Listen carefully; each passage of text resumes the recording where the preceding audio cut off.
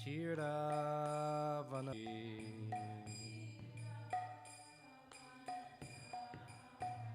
Jamuna Tira Brahmachari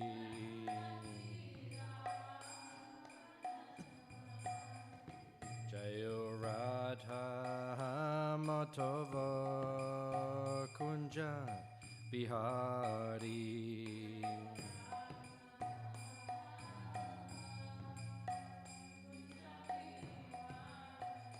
Jayo Radha Matava Kunja Bihari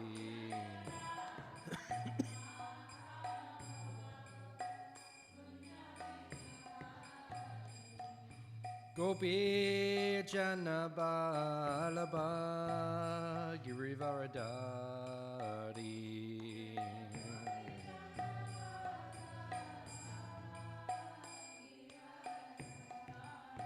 Jayo Gopi Janabalaba Girivaradari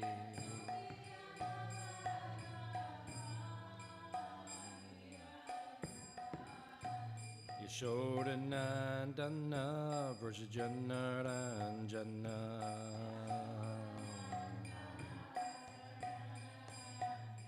Hey Yashodanandana Vrajajanaranjana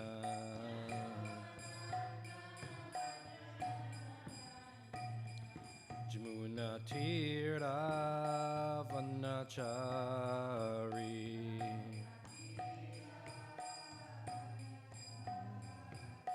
Jamuna Tira Vanachari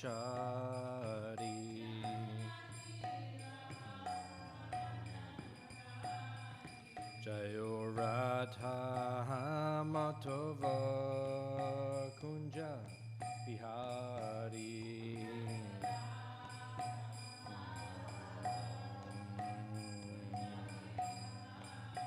Hey Radha Matava Kunja Bihari Shh.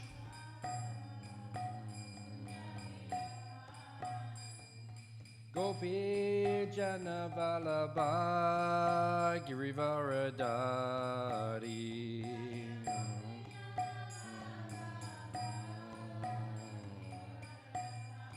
Hey Gopi Janabalaba Girivaradari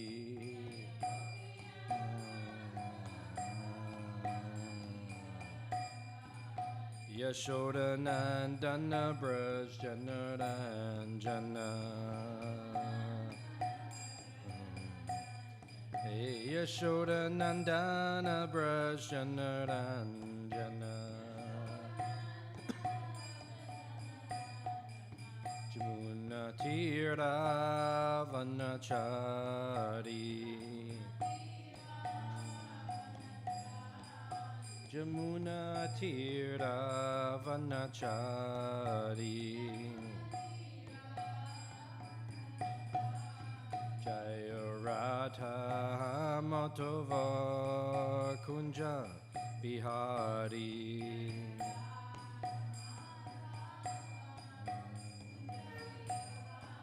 Hey Radha Matava Kunja Bihari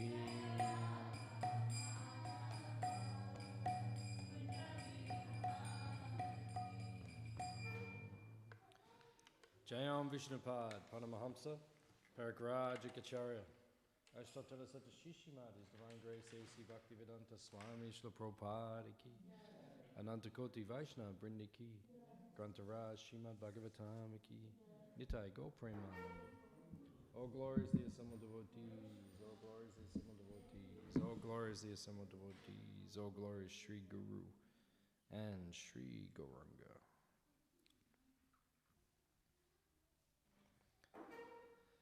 Narayanam namaskritya naram cheva narottamam devim saraswatim vyasam tato jayamudirayat. Om namo bhagavate vasudevaya. Om Namo Bhagavate Vasudevaya.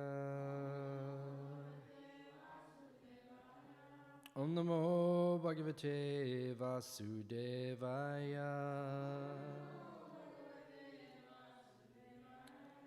Reading from Śrīmad Bhāgavatam, Canto 4, Chapter 25, chapter entitled The Characteristics of King Puranjana. Text number 6.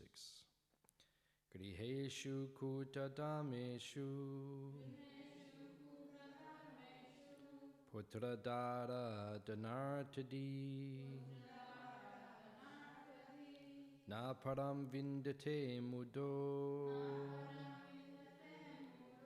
brahmyan samsara vatmasu griheshu kutadameshu putradara danartadi na param vindate mudo brahmyam samsara vatmasu griheshu kutadameshu putradara danartadi na param vindate mudo brahmyam samsara vatmasu griheshu kutadameshu putradara danartadi na param vindate mudo brahmyan samsara vatmasu.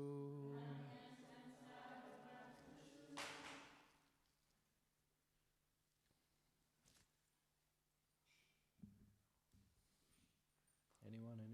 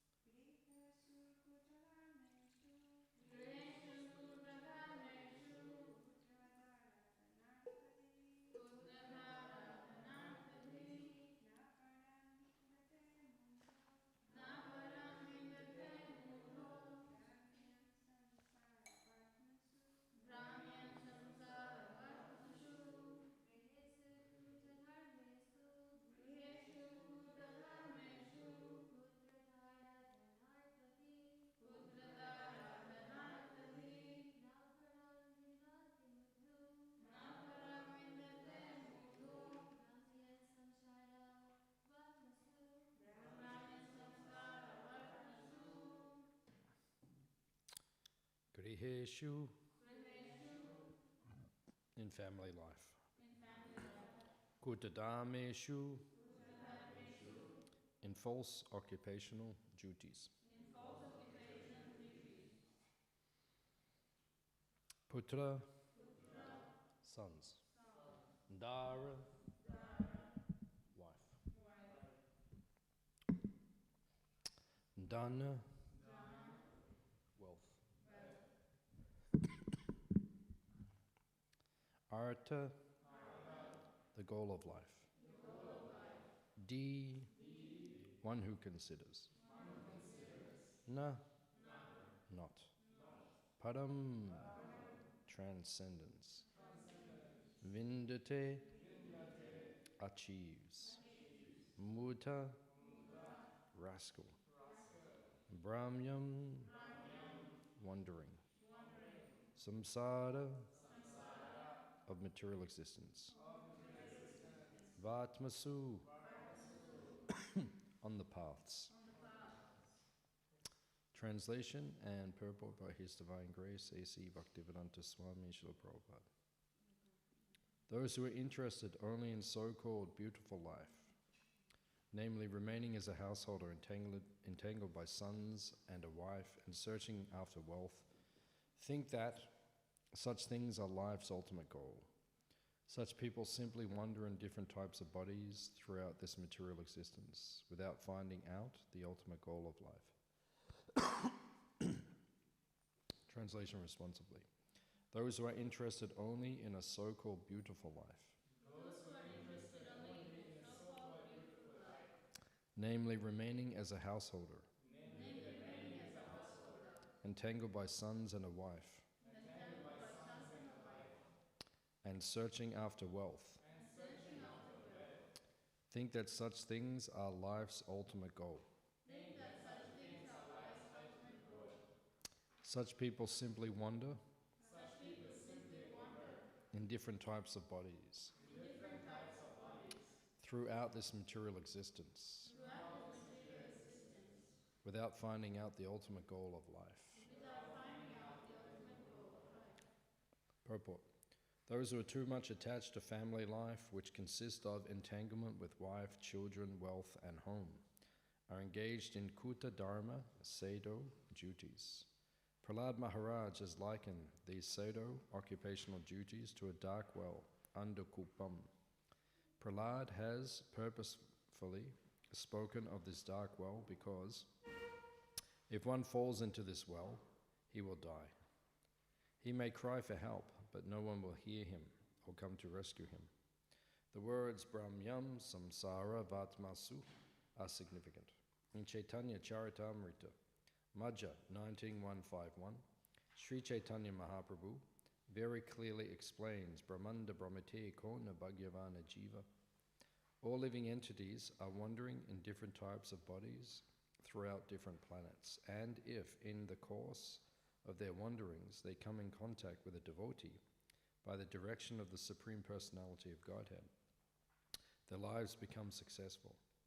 Even though King Prachinibahishat was engaged in fruitive activity, the great sage Narada appeared before him. The king was very fortunate to be able to associate with Narada, who enlightened him in spiritual knowledge. It is the duty of all saintly persons to follow in the footsteps of Narada Muni and travel all over the world to every country and village, just to instruct illusion persons about the goal of life and to save them from the entanglement of karma bandha, fruitive activity. Omagyan timadandasya gananjana shalakaya chakshurunmilitam jena tasmai Shri Gurave namaha. Shri Chaitanya Manobishtam Stapitam yena bhutale swayam rupa kadamayam dadati swabadantikam Vancha kalpatarubhyascha kripa sindhu bhyevacha patitanam bhavanebhyo vaishnavebhyo namo namaha. Jaya Shri Krishna Chaitanya Prabhu Nityananda Shri Advaita Gadadhara Shivasadi Gaura Bhaktivinoda. Hare Krishna, Krishna Krishna, Hare Hare. Hare Rama, Rama Rama, Hare Hare.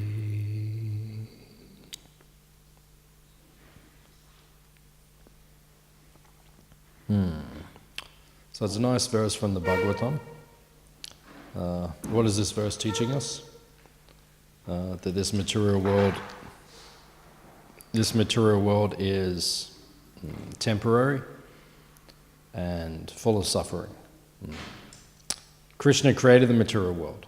Why? Because we wanted to be separate from him. There's no necessity of the material universes existing. Right? There's no need for this world. It doesn't need to exist. But we wanted to be separate from Krishna. Right? Just like if someone plans a town, builds a city. So they plan a city, and part of this city, they plan for a jail.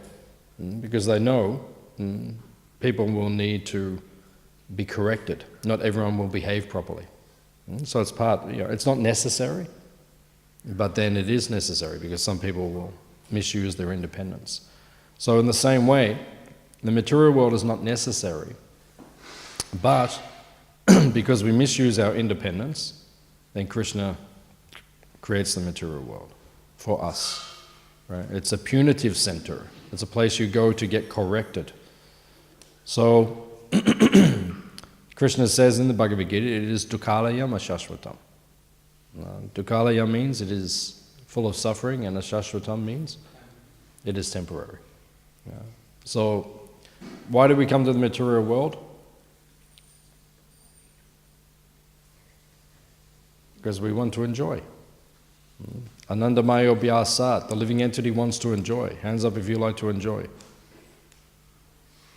No one. One person. 2 people. Very good. 2 people like to enjoy. 3 people like to enjoy. 4 people, 3.5 like to enjoy. But the rest of us do not like to enjoy. No. Everyone wants to enjoy. Enjoyment is the essence of existence. Ananda mayo bhyasat. Everyone is looking for ananda, bliss, all the time. But we look for it in the wrong place. We come to the material world and we think, oh, I will be happy here.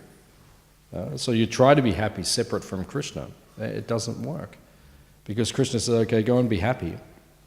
But, dukkhalayam ashashvatam. Your happiness in this material world will be mixed with suffering. So how can you be happy if you know that at the same time you'll be suffering, or in the future you'll be suffering? That's not really happiness.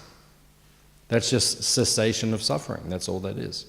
It means, okay, you're not happy at the moment, or you could say you are suffering at the moment, and when the suffering stops, you call that happiness, but that's not really happiness. That's just cessation of suffering. It just means the suffering is not going on. Different examples over the over the years. I've heard many classes. So one devotee gave the example. There was one king, and the king had a sword, and the sword was directly above where he would eat prasadam. So it was hanging directly above, just on like a thin piece of string. So the whole time, that's what the material world is like. You're taking prasad, but the whole time, anything can happen. So how can you really be peaceful? How can you be peaceful in the material world, where in any moment the sword could go? Or another example, back in the medieval times in Europe, they used to call some people, they would say they were witches.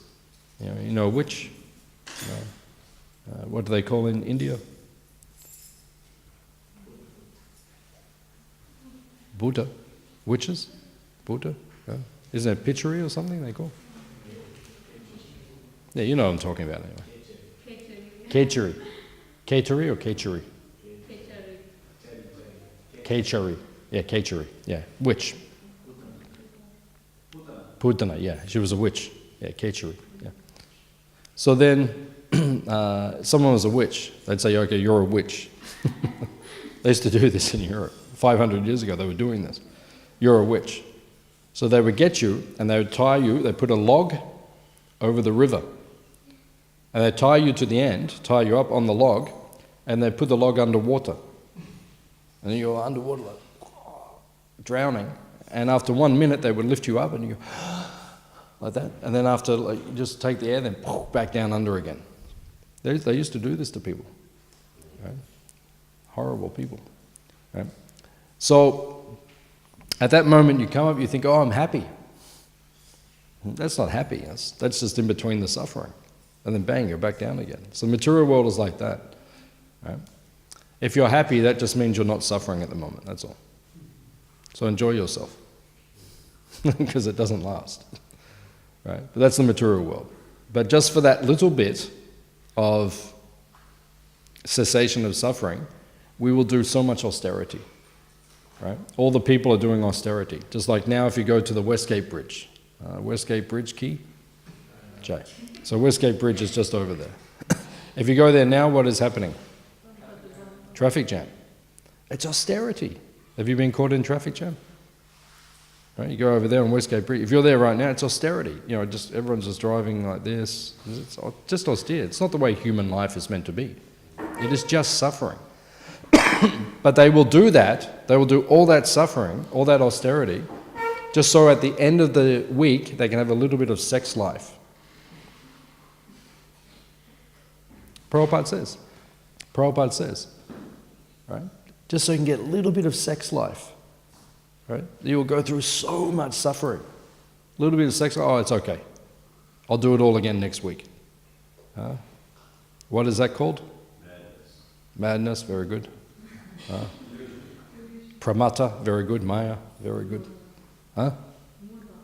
Muta, very good. Yeah, muta, pramata, maya, all these things. It's correct. It's madness. Why would you do that? Prabhupada was driving in Sydney, down the road, and then one town in Sydney is called Parramatta. You know Parramatta in Sydney? Parramatta Dham Ki? Yeah. Parramatta, right? Prabhupada saw it, he said, what is that? They said, Parramatta. Prabhupada said, Pramata. Pramata means mad. He said, Pramata. That whole place is Pramata. So this is it. Material world means so much suffering, but you get a little bit of pleasure, okay, I'll tolerate that. That's madness. But that's what the material world is. Dukkalayam ashashvatam. So we come to the material world to enjoy, but it is the opposite. You cannot enjoy here. Because the living entity is looking for enjoyment. But where is enjoyment? In the spiritual world. Golokera, Premadam, Harinam, Sankirtan. So it says that from Goloka, Harinam, Sankirtan came down into this material world. What is the Hare Krishna Maha Mantra? No, not one. You cheated. You looked at the words. All right, say it without looking. Okay, so what is the Hare Krishna Maha Mantra?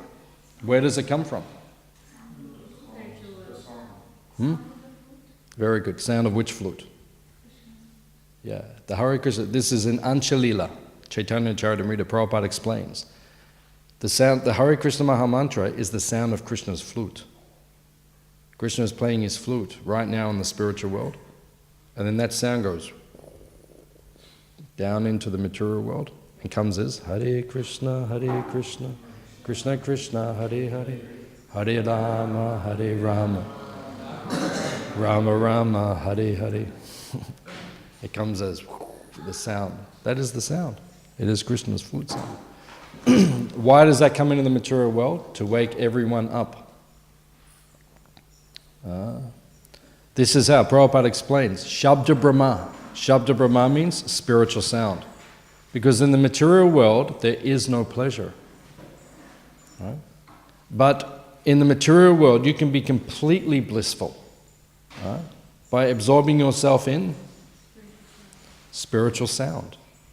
Right? By hearing the Hare Krishna Maha Mantra. Right? You absorb yourself in the Hare Krishna mantra. Right? And then the bliss that you get from that takes you out of the material world. Golokera Premadam. It means it takes you to Goloka Vrindavan. In the songbook of the Vaishnava-acharyas, right, there's one book there that all the books that the songs that Prabhupada translated of the Vaishnava-acharyas. Then in the introduction, it says, Prabhupada says, there is no place safer in the material world than, what does he say? In Kirtan Ras. Prabhupada said, no place is safer in the material world than when you're in the Kirtan. Right? But it means Kirtan Ras. What does rasa mean? Yeah, mellow, juice, pleasure. Rasgula, rasmalai. What does that mean? Juicy gula. Sweet, yeah, sweet, juicy, like that. Imagine if the rasgula was not soaked in the sugar syrup. Right, they just rolled it and just gave it to you. offer to Krishna. No, it's not pleasurable. It has to be soaked, juicy. Actually, when there is rasa in the vegetables, juice, that's when it becomes nectar. Like if the broccoli is dry, it's been sitting there for 1 week, it's all dry and shriveled. There's no pleasure in that. Right? When something is juicy, then you get pleasure. So rasa means the pleasure. Right? Kirtan ras means the pleasure in the kirtan. The pleasure in the kirtan does not come automatically. It becomes when your mind is entwined in the kirtan. Just like King Kula Shekar. You know King Kula Shekar? Mukunda Mala Stotra. He was a great king in South India. Kula Shekar. Very nice devotee. Prabhupada translated partially the Mukunda Mala Stotra from King Kula Shekar. So King Kula Shekar says, let my mind be like the swan. And if you see the swan has a long neck. And then there is the lotus stem, the lotus flower in the lake. He said, let my mind be like the neck of the swan which tangles itself around the lotus stem. So let my mind go around Krishna's lotus feet. Absorb yourself in Krishna. So when you're chanting the Hare, that's Kirtan Ras. Means you're chanting the Hare Krishna Maha Mantra, your mind is like completely absorbed in Krishna's lotus feet.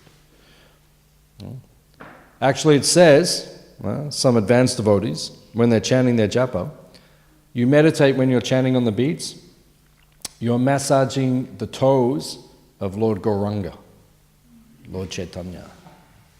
This is one way you can meditate. Hare Krishna, Hare Krishna, Krishna Krishna. This is Kirtan Ras. Not when your mind is somewhere else. You're chanting Hare Krishna, your mind is in Bali, or Kerala, or Hawaii, or any of these places. If your mind is somewhere, but that's not Kirtan Ras. Kirtan Ras means you are there chanting Hare Krishna. So that takes place. And Prabhupada says that is the safest place in the material world. Even if you're in the material world, if you're fully absorbed in chanting the holy names and taking shelter, Nam Ashraya. Bhaktivedanta Thakur says Nam Ashraya. Nam Ashraya means you take shelter of the holy name. Then the material world does not affect you. No? You will be happy, you'll be blissful. Even if you're in the material world. But you won't feel like you're in the material world. Bhaktisiddhanta Saraswati Thakur, Prabhupada's Guru Maharaj, says, there is nothing lacking in the material world except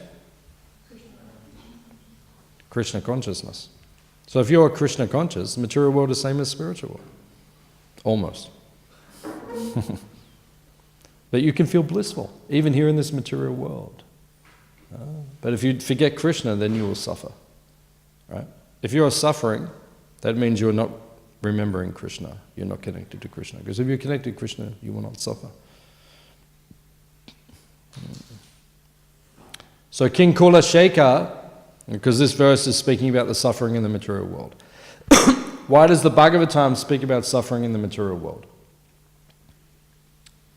Why doesn't the Bhagavatam just speak about Krishna's pastimes? Why does it speak about suffering in the material world? So that you can Relate to it, yeah. And? It speaks about both, so you can compare both. It speaks about both, so you can compare both. Yeah, yeah. So you can compare the both. Why else? Yeah, Moshe, because it means you become detached. That's why the Bhagavatam speaks like this. The Bhagavatam is saying, Jivja go, Jivja go. Gaura Chandra, Lord Chaitanya is saying, wake up, wake up. Bhagavatam is saying, wake up. This whole pastime of Paranjana, right, is spoken for one reason, to breed detachment in the heart. At the end of hearing this pastime, you should be a sannyasi. A lot of initiations taking place next month. All the sannyasis. Why? Because that's what Paranjana's pastimes do. They make you detached from this world. We have to become detached. So King Kula Shekar in the Mukundamala Stotra, he also speaks in a way to make you detached. He says the material world is like an ocean. Just like if you go on a boat and you go out there into Bass Strait in the boat. Not even like the boats we have these days, like the Spirit of Tasmania, but like on a sailboat. So you go out into the middle of Bass Strait. Bass Strait is very rough, right? Some of the roughest ocean in the whole world, right? So you go out there and you're in the boat. And then you fall overboard.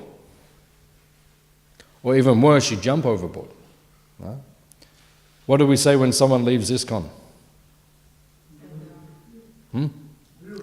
They bloop. Right? Do devotees still say that? You say it? Bloop? Yeah, we still say it, you know. You know where that came from, bloop? Huh? Yeah, it came from Prabhupada. Prabhupada said bloop. When someone leaves ISKCON, we say they blooped. What does it mean? It means you're on the boat, ISKCON's a boat. Prabhupada is the captain. Right? We're going along, going through the ocean of material existence, trying to get back home, back to Godhead. If you stay on the boat, you will get back to Krishna. But some devotees, they jump off the boat. And Prabhupada says they think they will jump in the ocean, make a big splash, but they just go bloop. That's what we think. You know, we jump off, I'm back in the material world, and you just go bloop. The material world just goes, covers you, you bloop. That's where the saying comes from, Prabhupada said. So you're in the material ocean, you're out there in the material ocean. And King Kulashekar says, when you're in the material ocean, what happens? Right? Big waves come. It's not nice out there. You're stuck out there in the ocean, it's like, it's terrible. Big waves are coming. Getting you. And he says those waves are the modes of material nature. Right? Goodness, passion, ignorance, just hitting you all day long. Krishna says in Bhagavad Gita, chapter 14, what is chapter 14 called? 3 modes of material nature. So Krishna says the modes are always fighting for supremacy. All right? Even right now, we're sitting here. Ignorance is trying to cover us. Passion is trying to cover us. Goodness is trying to cover us. Like that. They're all fighting for supremacy. Right? So you have to situate yourself in goodness.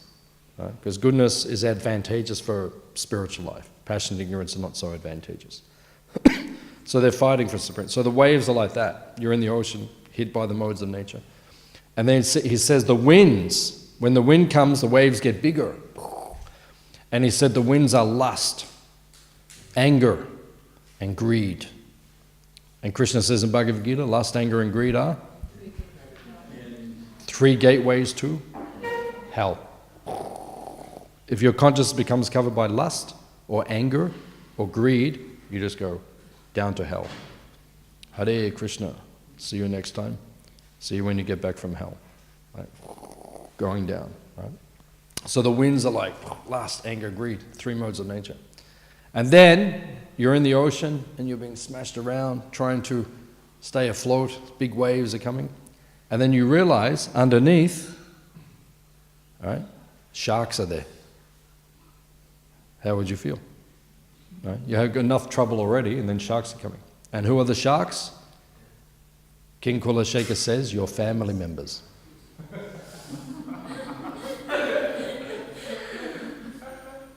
Your family members, like big sharks coming under.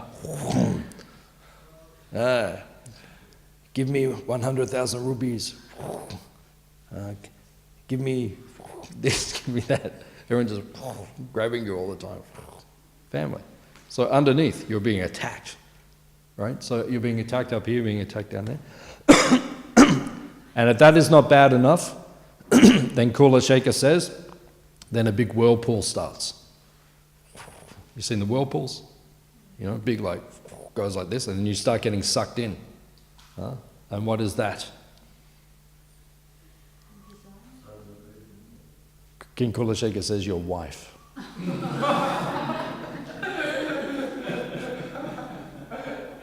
Or your husband. Either one. Your wife.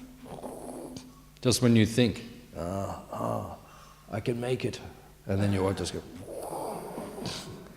pulls you in. Attachment. Because it is attachment to the opposite sex. Pumsa striya maituni bhava metam. What keeps us in the material world is attachment to the opposite sex. Right? So that pulls you down into the material ocean. And you stay in the material whirlpool, just suffering. So that is the material world. Material world key. Okay. So enjoy yourself. You came here to the material world to enjoy, and there is no enjoyment. Right? It's just suffering. Right? And the little bit of enjoyment you get in between the suffering, you say, oh, that's okay. Well, that's good enough, I will stay here. I'll put up with everything, just for a little bit of sex life, at the bottom of the whirlpool.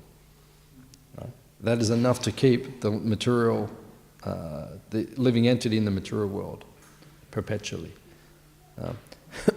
So that is why the Bhagavatam, that is why the Bhagavatam speaks like this. It is very heavy. Right? Now Prabhupada says the saintly devotees should become like Narada Muni. Our duty is to liberate the conditioned souls on behalf of Chaitanya Mahaprabhu. Jeev Jago, Jeev Jago, Gaura Chandra, Bole. Wake up, wake up. That's why we go out on Harinam. That's why we go out and distribute books. That's why we go and distribute prasad. That's why we preach to the conditioned souls. We try to help them become Krishna. Don't sleep in the lap of the witch called Maya. You're happily asleep. Maya has two shaktis, two potencies. One is pulling down, one is covering. Right? She covers you to make you forget Krishna.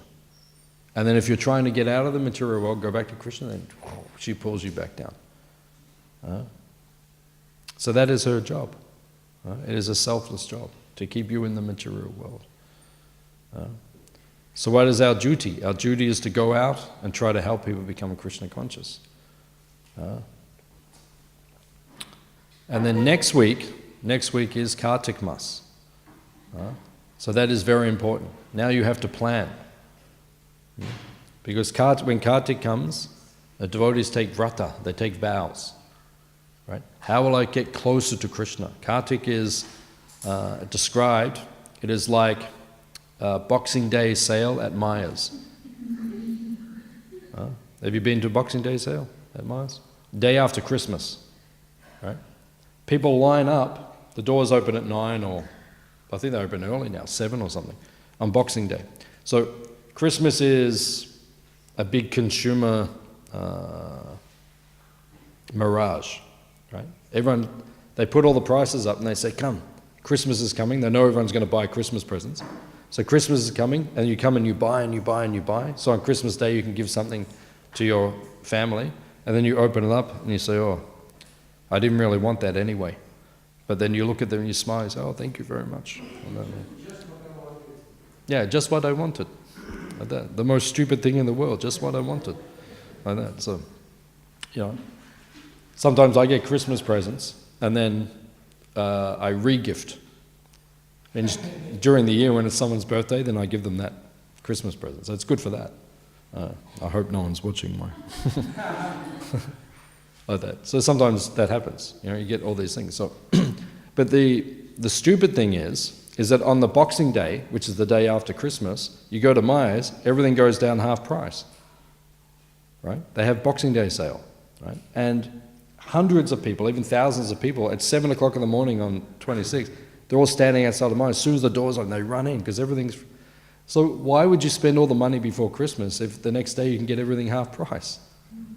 But people, they get caught up in this whole thing. Right? So Kartik means everything is half price. Right? It says in Kartik, when you chant the holy name, you get thousands of times more benefit. Any service you do, you get thousands of times more benefit. So we should become very serious for 1 month. And devotees take vows. Every day I will come for Mangalati. Or devotees take different vows. Just like Bhakti Prabhu. You know Bhakti Prabhu? Right? He was Brahmachari. He was here a few years ago. So he took a vow when he was here, maybe 4 years ago, 5 years ago or something. In Kartik, he would read the whole Śrīmad Bhāgavatam, the verses. Not the purports, but the verses, in 1 month. So he had to read for 3 or 4 hours a day. And in 1 month, he read the whole Bhagavatam. Very nice. So many things you can do. I can chant extra rounds, or I can read Bhagavatam, I would come Mangalati every day. Right? Some devotees took a vow, I would distribute books every day. So every day they went out and distributed books. One devotee, Harinam Ruchi devotee, what's his name? Harinamananda Prabhu, yeah. He took a vow, I will go on Harinam every day for 1 month. So sometimes I think he went by himself. He just went to St. Kilda, just danced around for 1 hour and then came back. So many vows you can take. But Kartik means, if you want to get out of the material world, you have to become serious in Krishna consciousness. So Kartik means you can become very serious. Prabhupada said every day in Kartik we have to offer a deepa, a lamp, to the deities, and we have to sing the Damodar Ashtika. So that's the minimum. But then you can do so many other services as well. Purify your consciousness, go back to Krishna, eat Mahaprasad and Goloka Vrindavan at the lotus feet of Krishna and Balaram. Sri Krishna Chandra Bhagwan ki. Any questions or comments? Hare Krishna.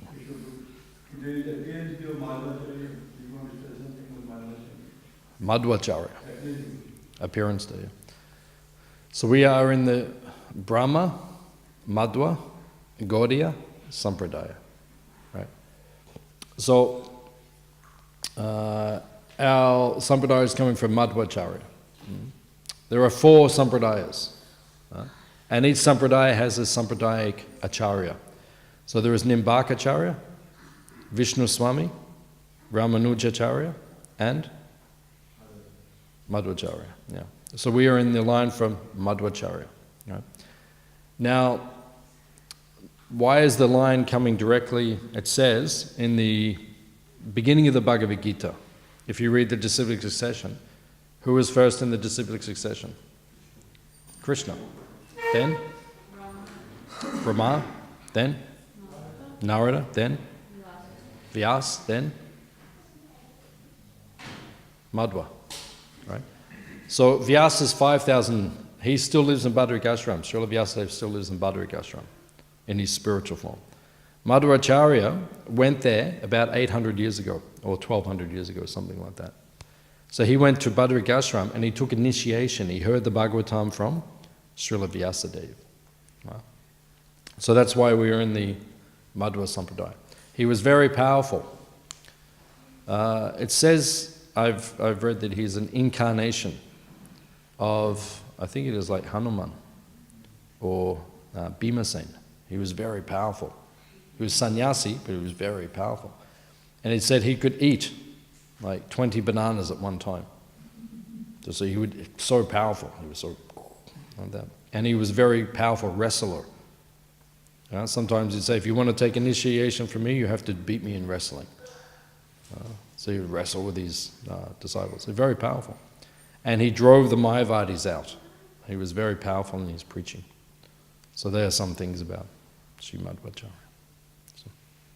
So if the material world is full of suffering, then why is it that a person who is actually in the goodness, he experiences happiness? Actually, for a person like that, there's no suffering, right? No, not no suffering, but... Or whatever, less suffering. Yeah, less suffering. Yeah. Yeah, because as we said, Bhaktisanta Saraswati Thakur said, there's nothing lacking here except Krishna consciousness. So if you live in the mode of goodness, it's pleasant. You can have a pleasant life here in the material world and you can become Krishna conscious. But most people mix their lives with too much passion and ignorance, and therefore they suffer. But I'm just thinking, like, for a person with passion and ignorance, if you tell him that this whole world is not suffering, he can relate it. But for example, a person who's more situated in the mode of goodness, it might be difficult for him to relate it, because he experiences actually happiness. How can you preach that? So it says in the Bhagavad Gita that sattva gun, it conditions you to the sense of knowledge and happiness. So there's a danger there as well, because you can become complacent. Oh, the material world's nice, like that. So to as you say, to preach to those people, it is difficult. Because if someone's very kind of satisfied, and you say, oh, you know, the material world's full of suffering, they say, not so bad for me. So yeah, it's difficult. So you just have to wait. Give them a few years, because suffering will come. There's no such thing as constant like that. And when that comes, then you can do. One time I was in Tasmania. You know Tasmania? Yeah, just down there, like over the ocean. So I was there in 1996. So I was a Brahmachari. I was wearing saffron cloth like you guys. And I was distributing books. And then while I was there, they had the Port Arthur massacre. I don't know if you heard of that, but one guy, he went crazy and he shot many, many people. I think 37 people or maybe more. Well, shot them, killed many people. I think even to this day, I think it's still the highest mass shooting in the world. He killed like so many people. Maybe not anymore, but you know. So the week after that, I was there distributing books. Everyone was buying books because everyone was walking around like this. And I sold a book to one of the doctors who was working in the hospital. When all the bodies came in, his job was to find all the bullets in the bodies. I stopped him on the street. I said, you know, and he said, what have you got? And I told him, you know, the book, and he brought the book, no problem. I sold a book to a girl who was in the cafe when he was killing everyone. She was hiding behind the counter while everyone was getting shot. So easy, she just brought the book. So everyone, it was like the books were just jumping out of the box, literally. I had boxes of books, so it's just like, just everyone was walking up to me. Yeah, what have you got? Just everyone. So when people are suffering, they wake up. No? But the week before that, you know, it was a struggle. You know, you had to really convince everyone. The week after, no problem. So when suffering comes, people become. So if someone's in the mode of goodness, just wait. Suffering will come. There's nothing is constant in this world. Hare Krishna. Okay, so you had a point? I was going to say, in my experience, a lot of people that I've met who have done well in their life, they're thankful to God. And the people who are suffering in their lives is looking that God will improve things for them. But it's not all bad, but it's just misdirected. Good point. Any other points?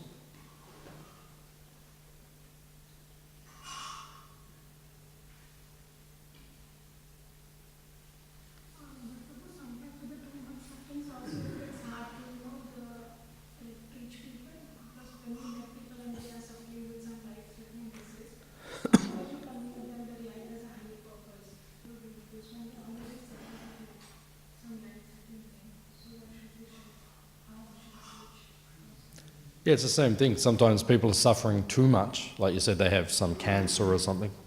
And then their minds are so disturbed that you cannot speak to them.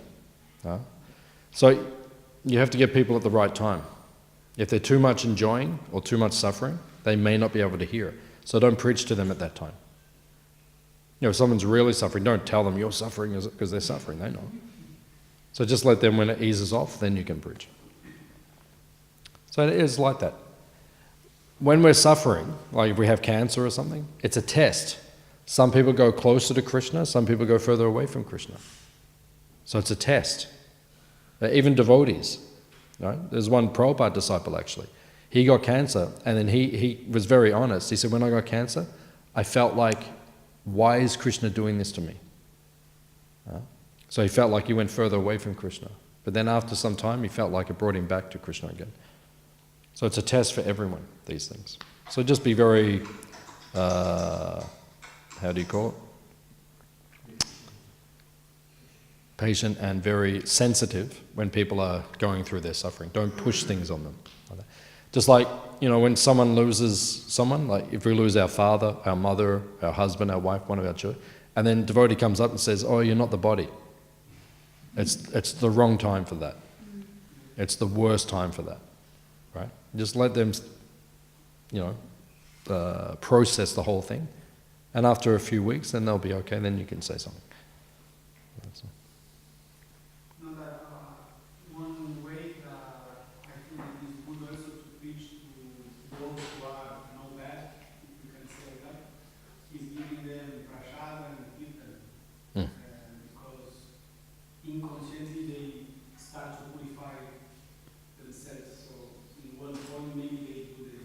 without suffering, maybe they get weak.